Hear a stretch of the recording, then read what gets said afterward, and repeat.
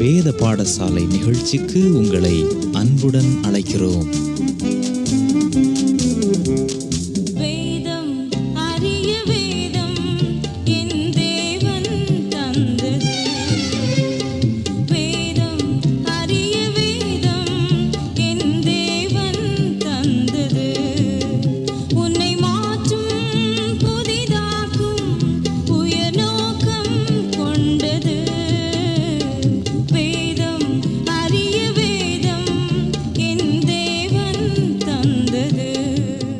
கிறிஸ்துவுக்குள் பிரியமானவர்களே, வேத பாடசாலை நிகழ்ச்சிக்கு உங்களை அன்புடன் வரவேற்கிறோம்.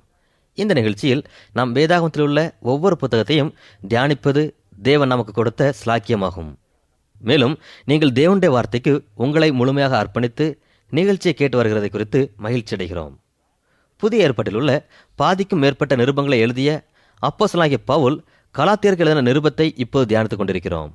இந்த நிருபத்தில் பவுல் ஏற்கனவே கலாத்தியருக்கு அறிவித்த சுவிசேஷத்தையும் அவர் சென்ற பின்னர் யூத குருமார்கள் புரட்டப்பட்ட வேறொரு சுவிசேஷத்தை கூறி பவுலனுடைய ஊழியத்தினால் ரட்சிக்கப்பட்ட மக்களிடம் நீங்கள் ரட்சிக்கப்படுவதற்கு இந்த சுவிசேஷம் மாத்திரம் போதாது, யூதருடைய விருத்த சேதன முறைமைகளையும் கைக்கொள்ள வேண்டும் என்று கூறி அவர்களை குழப்பி கலகம் ஏற்படுத்தியதாக கூறப்பட்டுள்ளது. பவுல் இதை கேள்விப்பட்ட மாத்திரத்தில் மிகவும் வேதனைப்பட்டார். அவர் அவருடைய உதவிக்காரர் வரும் வரையில் பொறுத்திருக்க கூடாதபடி தாம் கைப்பட இந்த நிருபத்தை மிகவும் கோபத்துடன் எழுதினார்.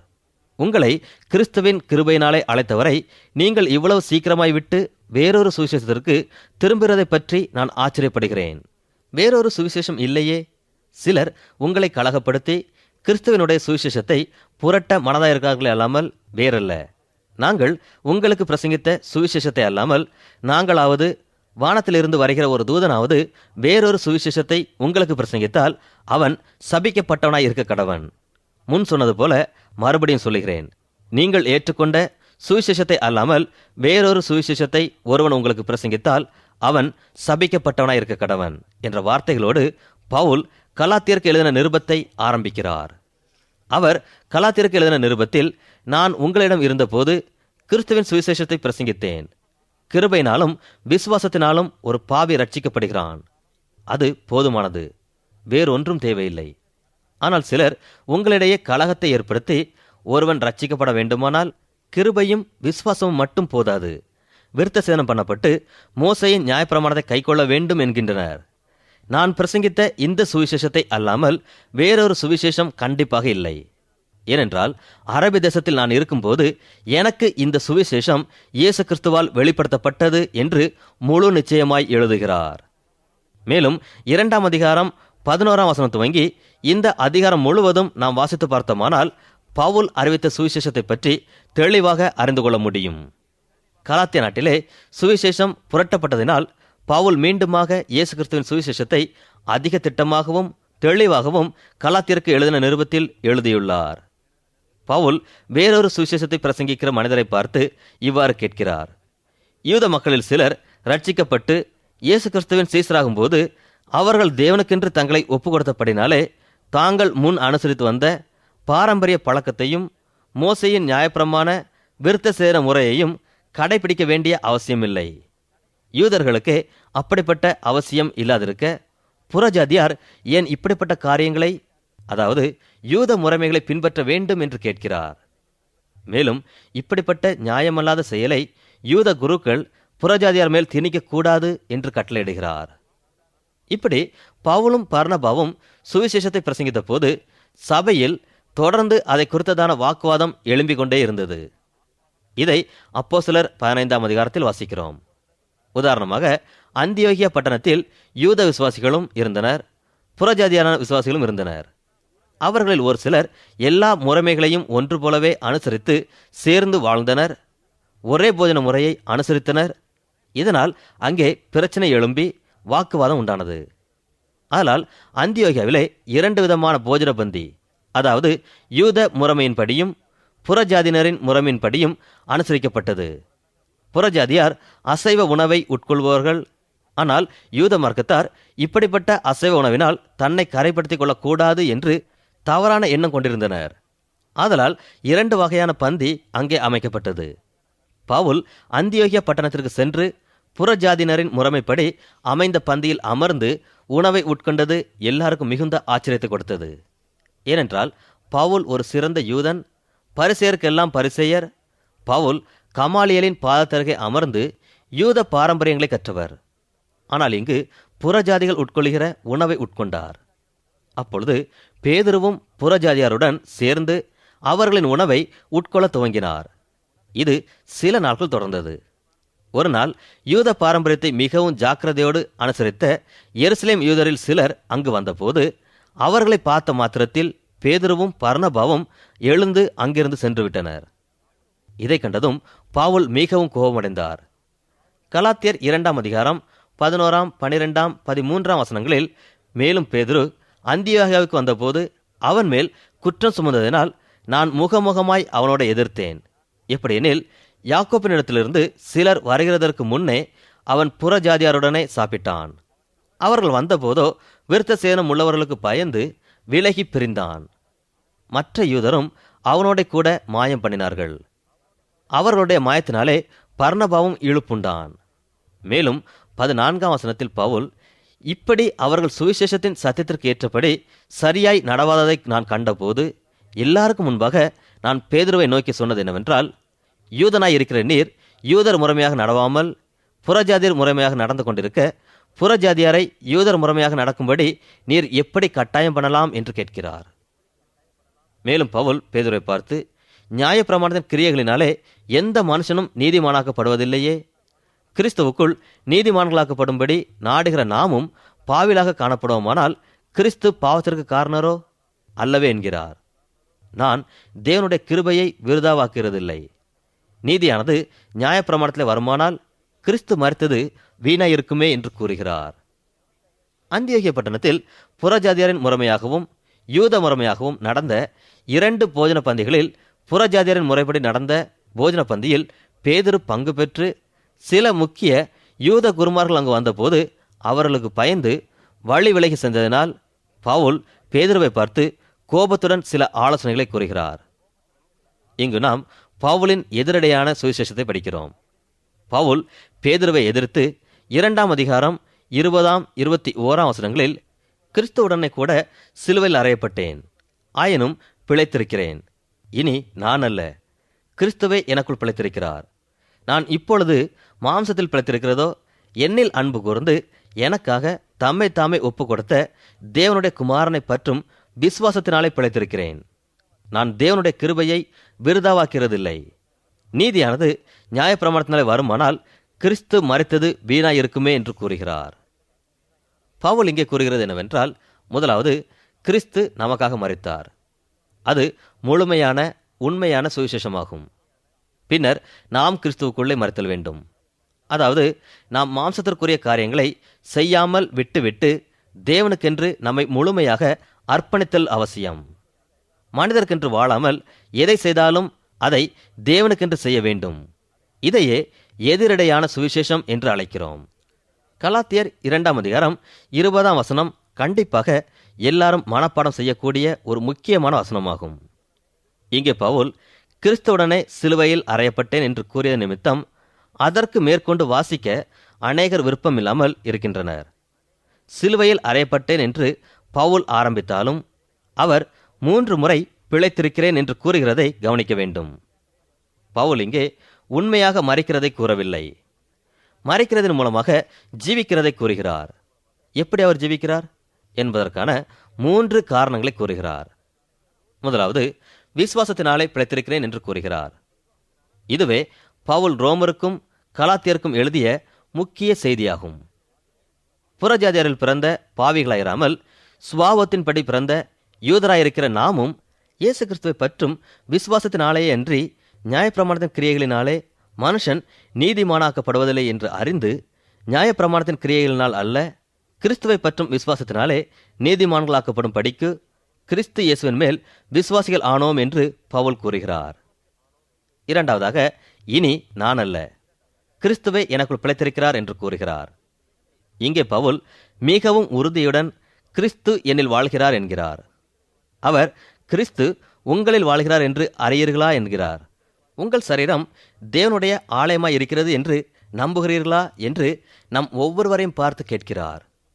மேலும் தேவன் வசிக்கிற ஆலயமாகிய நம்முடைய சரீரத்தை பரிசுத்தமாக வைத்துக் கொள்ள வேண்டும். கிறிஸ்து நம்மில் வாழ்கிறார் என்பதே நம்முடைய மகிமையின் நம்பிக்கையாகும் என்று கூறுகிறார். இதுவே புதிய ஏற்பாட்டில் கூறப்பட்டுள்ள முக்கிய செய்தியாகும். பவுல், நான் இப்பொழுது மாம்சத்தில் பிழைத்திருக்கிறதோ, என்னில் அன்பு கூர்ந்து எனக்காக தம்மை தாமே ஒப்புக் கொடுத்த தேவனுடைய குமாரனை பற்றும் விசுவாசத்தினாலே பிழைத்திருக்கிறேன் என்று உறுதியாக கூறுகிறார். நாம் இயேசு கிறிஸ்துவனுடைய சுவிசேஷத்தை தெளிவாக அறிந்து செயலாற்ற வேண்டுமானால் நாம் செய்ய வேண்டியதெல்லாம் இதுதான். நாம் பிழைத்திருப்பதற்காக மரிக்க வேண்டும். நாம் வாழ்வதற்காக, அதாவது மறுமையில் வாழ்வதற்காக இம்மையிலே நம்முடைய வாழ்க்கையை தியாகம் செய்ய வேண்டும். ஒரு கண்ணாடி டம்ளரில் உள்ள மண்ணை போன்றது நம்முடைய வாழ்க்கை. மண்ணானது நம்முடைய வாழ்க்கையை குறிப்பிடுகின்றது. கண்ணாடி டம்ளரானது தெளிவாக இருக்க வேண்டுமானால் அந்த மண்ணை கீழே கொட்டிவிட்டு கழுகி சுத்தம் செய்ய வேண்டும். அதேபோல் நாம் நம்முடைய வாழ்க்கையை முற்றிலுமாக அவர் பாதத்தில் அர்ப்பணித்தல் வேண்டும். ஆனால்தான் பவுல் கிறிஸ்துவுடனே கூட சிலுவையில் அறையப்பட்டேன் என்று கூறுகிறார். மேலும் நாம் நித்தியமாக வாழ வேண்டுமானால் கிறிஸ்துவுக்குள்ளாக மரித்து நம்முடைய வாழ்க்கையை அவருக்கு அர்ப்பணிக்க வேண்டும் என்று பவுல் கூறுகிறார். பவுல் பேதுருவை பார்த்து, கிருபையினாலே விசுவாசத்தை கொண்டு ரட்சிக்கப்பட்டீர்கள். யூத முறைமையின்படி மோசேயின் நியாயப்பிரமாணத்தை கைக்கொண்டால் ரட்சிக்கப்பட முடியாது. கிறிஸ்து நமக்காக மரித்தார். இப்பொழுது கிறிஸ்து நமக்குள் வாழ நாம் அவருக்குள் மரிக்க வேண்டும். அதாவது அவருக்கென்று நம்மை நாம் முழுமையாக அர்ப்பணிக்க வேண்டும் என்று கூறுகிறார். ஞானஸ்நானம் என்பது இயேசு கிறிஸ்துவினாலும் அப்போஸ்தலனாகிய பவுலினாலும் போதிக்கப்பட்ட ஒரு முக்கியமான கட்டளையாகும். கலாத்தியர் 2 அதிகாரம் 20 சொல்லப்பட்ட காரியம் ஞானஸ்நானத்திற்கு அடிப்படையாகவும் வழிமுறையாகவும் அமைகிறது. நாம் தண்ணீரில் மூழ்கும்போது கிறிஸ்து நமக்காக மரித்ததை மற்றவர்களுக்கு வெளிப்படுத்தி காட்டி நம்முடைய பாவங்களையும் விட்டு மனம் திரும்புகிறோம் என்பதை மற்றவர்களுக்கு உணர்த்துகிறோம். நாம் கிறிஸ்துவுடனே அடக்கம் பண்ணப்பட்டு நம்முடைய குறிக்கோள்களுக்கும் லட்சியத்திற்கும் திட்டங்களுக்கும் மறித்து கிறிஸ்துவுக்காகவும் அவருடைய வழி நடத்துதலுக்காகவும் நாம் நம்மை ஒப்புக் கொடுக்கிறோம். இதுவே தண்ணீரில் மூழ்கின்றதற்கான அர்த்தமாகும். நாம் தண்ணீரிலிருந்து எழும்புகிறதற்கான அர்த்தமானது கிறிஸ்துவுடனே கூட நாம் எழுப்பப்படுகிறோம் என்பதாகும். கிறிஸ்துவுக்குள் நாம் மரிக்கும் போது அவர் நம்மில் வாழ நாம் இடம் கொடுக்கிறோம் என்று பவுல் கூறுகிறார். அதனால்தான் பவுல் ரோமர் 12 அதிகாரம் 1 அப்படி இருக்க சகோதரரே, நீங்கள் உங்கள் சரீரங்களை பரிசுத்தமும் தேவனுக்கு பிரியமான ஜீவ பலியாக ஒப்புக் கொடுக்க வேண்டும் என்று தேவனுடைய இரக்கங்களை முன்னிட்டு உங்களை வேண்டிக் கொள்கிறேன். இதுவே நீங்கள் செய்யத்தக்க புத்தியுள்ள ஆராதனை. நீங்கள் இந்த பிரபஞ்சத்திற்கு ஒத்த வேஷம் தெரியாமல் தேவனுடைய நன்மையும் பிரியமும் பரிபூர்ணமான சித்தம் இன்னதென்று பகுத்தறியத்தக்கதாக உங்கள் மனம் புதிதாகிறதுனாலே மறுரூபமாகுங்கள் என்று கூறுகிறார். அன்பானவர்களே, நாம் ஒவ்வொருவரும் கிறிஸ்துவுடனே சிலுவையில் அறையப்பட்டிருக்கிறோமா? நாம் அவருக்குள்ளும் கிறிஸ்து நமக்குள்ளும் வாழ நம்முடைய வாழ்க்கையை நாம் அர்ப்பணித்திருக்கிறோமா? நம்மை நாம் தேவனுக்கென்று முற்றிலுமாக அர்ப்பணிக்கும் போது கிறிஸ்து நம்மில் வாழ்கிறார். அவரே நம்மை வழி நடத்துவார். பவுல் கலாத்தியருக்கு எழுதின நிருபத்தின் 3, 4 அதிகாரத்தில் எழுதிய கருத்துக்களை தொலைநோக்கு கருத்துக்களை கொண்ட சுவிசேஷம் என்று குறிப்பிடலாம். நேரம் அதிகமாக இல்லாத காரணத்தினால் இந்த நிருபத்தில் காணப்படுகிற ஆழ்ந்த சத்தியத்தை ஒவ்வொரு வசனமாக, ஒவ்வொரு வார்த்தையாக தியானிக்க முடியவில்லை. இருந்தபோதிலும் நமக்கு தேவையான முக்கிய கருத்துக்களை கற்றுக்கொள்வோம். அப்போஸ்தலனாகிய பவுல் கலாத்தியர் 3 அதிகாரத்தில் 8 விதமான கேள்விகளை கேட்டு நம்மை சிந்திக்க வைக்கிறார். இயேசு கிறிஸ்து கேட்ட கேள்விகளைப் போலவே இவரும் கேட்கிறார். மத்தேயு எழுதின ஒரு சுவிசேஷத்தில் மாத்திரம் கர்த்தராகிய இயேசு கிறிஸ்து 83 கேள்விகளை கேட்கிறார். கமாலியலை போன்ற பழங்கால ரபிக்கள் எந்த ஒரு விஷயத்தையும் நம்மிடமே கேள்வி கேட்டு அதற்கான பதிலையும் கூறி நமக்கு தெளிவாக விளக்குவார்கள். ஒரு வேத அறிஞர் அவருடைய மாணவர்களுடைய கேள்விகளுக்கு கேள்விகள் மூலமாக பதில் உரைக்கிறார். அந்த கேள்விகளுக்கு அவர்கள் பதில் கூறும்போது அவர்களுடைய சந்தேகங்களை மீண்டுமாக சில கேள்விகள் மூலமாக தெளிவாக்குகிறார். கலாத்தியருக்கு எழுதின நிருபத்தின் 3 அதிகாரத்தில் பவுல் 8 விதமான கேள்விகளை கேட்டு தாமே அதற்கு உத்தரவு கொடுத்து தாம் விளக்க வந்த விஷயத்தை தெளிவாக விளக்குகிறார். நாம் ரட்சிக்கப்படுவது நம்முடைய கிரியைகளினால் அல்ல, விசுவாசத்தினால்தான் என்று உறுதியாக கூறுகிறார். மேலும் நியாயப்பிரமாணத்தை கைக்கொள்கிறதுனால் நாம் ரட்சிக்கப்பட முடியாது என்றும் கூறுகிறார். நாம் விசுவாசத்தினால் தான் ரட்சிக்கப்படுகிறோம் என்பதை கண்டிப்பாக உணர்த்த 2 உதாரணங்களை கூறுகிறார். முதல் உதாரணமாக பவுல் இங்கே ஆபிரகாமை தெரிந்து கொள்கிறார். விசுவாசத்தை பற்றி நாம் எங்கு பேசினாலும் எந்த நேரத்தில் பேசினாலும் ஆபிரகாமை பற்றி நினைக்காமல் இருக்க முடியாது. ஏனென்றால் ஆபிரகாம் விசுவாசத்தின் தந்தை என்று அழைக்கப்படுபவர். நாம் விசுவாசத்தினால் ரட்சிக்கப்படுகிறோம் என்கிற உண்மையை விளக்க பவுல் ஆபிரகாமை குறித்து இங்கே பேசுகிறார். ஆபிரகாமை போன்று விசுவாசத்தில் வல்லவரான ஒரு மனிதனை எங்குமே காண முடியாது. விசுவாசமானது ஒரு உடன்பிறப்பை போன்று அவரை தொற்றிக் கொண்டது. போதகர் பிரசங்கிக்கும் போது அந்த சுவிசேஷத்தை நம்பி ஏற்றுக்கொள்வதற்கு நீங்கள் தேவனிடத்தில் ஈவாக பெற்றுக்கொண்ட விசுவாசத்தை போன்றே ஆபிரகாமும் விசுவாசத்தை உடையவராய் விளங்கினார். கலாத்தியருக்கு எழுதின நிருபத்தின் 3ஆம் அதிகாரத்தில் இந்த காரியங்களையே மிகவும் சுருக்கமாக பவுல் எழுதியுள்ளார். நம்மில் அநேகம் பேர் நமக்குள்ளேயே சில கேள்விகளை கேட்டுக்கொண்டிருக்கிறோம். சுவிசேஷமானது பிரசங்கிக்கப்படும் போது ஏன் சில மக்கள் கர்த்தராகிய இயேசு கிறிஸ்துவை ஏற்றுக்கொள்கின்றனர்? சில பேர் இது ஒரு முட்டாள்தனமான காரியம் என்று உதறி தள்ளிவிடுகின்றனர். இது எதனால் என்ற கேள்வி நமக்குள் எழக்கூடும். ஒருவேளை ரட்சிக்கப்படுபவர்கள் எல்லாம் புத்தி கூர்மையுடையவர்களாயும் ஏற்றுக்கொள்ளாதவர்கள் எல்லாரும் முட்டாள்களாகவும் இருக்கின்றனர் என்று அர்த்தமல்ல. விசுவாசமானது அறிவை பொறுத்து அமைகின்ற விஷயம் அல்ல. எவ்வளவுதான் அறிவு பெருத்தவர்களாயிருந்தாலும் விசுவாசம் இல்லாமல் நம்மால் ஒன்றும் செய்ய முடியாது. விசுவாசமானது தேவனால் அருளப்படுகிற விலையேற பெற்ற ஒரு ஈவாகும். பவுல் பிலிப்பியருக்கு எழுதின நிருபத்தில் கிறிஸ்துவனிடத்தில் விசுவாசமாய் இருக்கிறதற்கு நமக்கு அருளப்பட்டிருக்கிறது என்று கூறுகிறார்.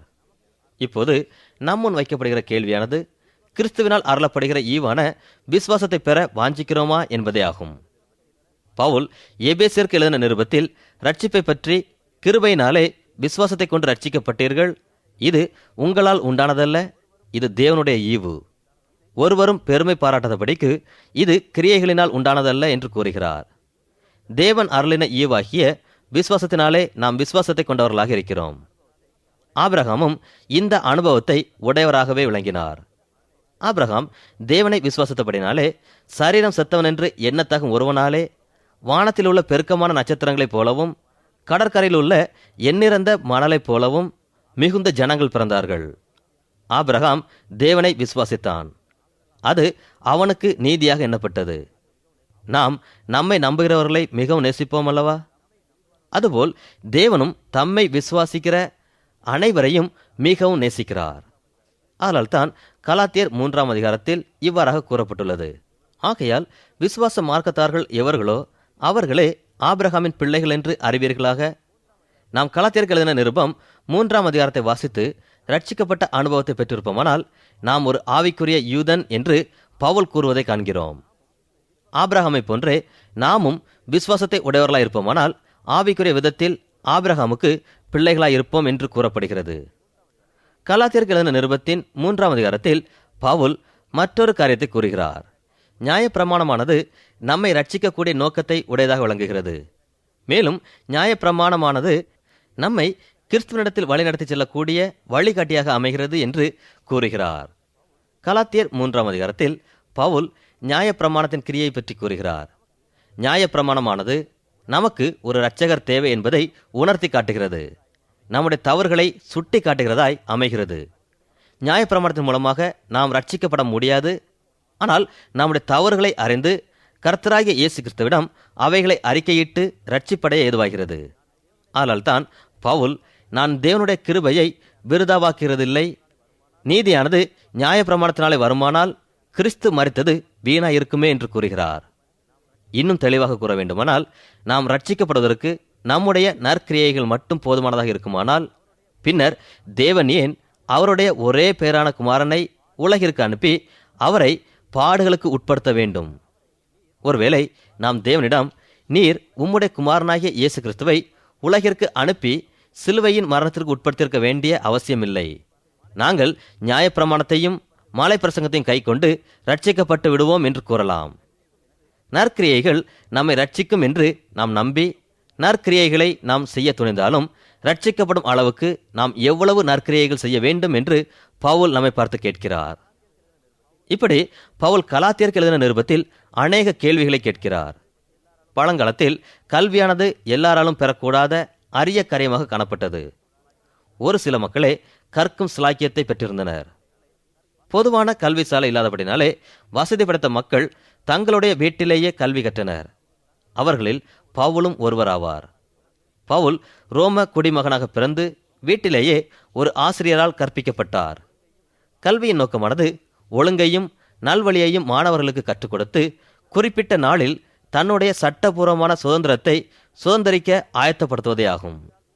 பவுலுக்கு ஆசிரியரால் இந்த காரியங்கள் கற்பிக்கப்பட்டது போன்று நாமும் ரட்சிப்பை சுதந்திரித்துக் கொள்வதற்கு நியாயப்பிரமாணம் நமக்கு உதவுகிறது என்றும், ஆனால் நியாயப்பிரமாணம் நம்மை ரட்சிக்காது என்றும் உறுதியாக கூறுகிறார். பல ஆண்டுகள் நாம் நியாயப்பிரமாணத்தை கை கொண்டாலும் நாமே கண்டிப்பாக ரட்சிக்க முடியாது என்று கூறுகிறார். இப்படி பவுல் கலாத்தியர் 4ஆம் அதிகாரத்தில் புதைந்துள்ள மறைபொருளை நமக்கு உருவக கதை மூலமாக விளக்குகிறார். பவுல் நேரிடையான சுவிசேஷம், முழுமையான சுவிசேஷம், எதிரிடையான சுவிசேஷம் போன்றவைகளை விளக்கி கூறுகிறார். அவர் சுவிசேஷத்தை தொலைநோக்குடைய கருத்துக்களை கொண்டும் ஆபிரகாம், ஆசிரியர் போன்ற உதாரணங்களை கொண்டும் நமக்கு எளிதாகவும் தெளிவாகவும் 4ஆம் அதிகாரத்தை விளக்கியுள்ளார். கலாத்தியர் 4ஆம் அதிகாரத்தில் ஆபிரகாமுடைய வாழ்க்கை வரலாற்றை கூறி சுவிசேஷத்தை நமக்கு விளக்குகிறார். ஆபிரகாமுக்கு ஈசாக்கு, இஸ்மவேல் என்று 2 குமாரர் இருந்தனர். இது ஒரு நடந்த நிகழ்ச்சியாக இருந்தாலும் கூட உருவக கதையாகவும் காணப்படுகிறது. அதாவது உருவக கதையின் மூலமாக நாம் நம்முடைய தற்கால வாழ்க்கைக்கு சில சிறந்த ஆலோசனைகள் பெற முடியும். பழைய ஏற்பாட்டை ஆராய்ந்து பார்த்தோமானால் அநேக உருவக கதைகள் இருப்பதை அறியலாம். மாத்திரமல்ல, புதிய ஏற்பாட்டுள்ள கடைசி புத்தகமான வெளிப்படுத்தின விசேஷத்திலும் கூட அநேக உருவகங்கள் இருக்கின்றன.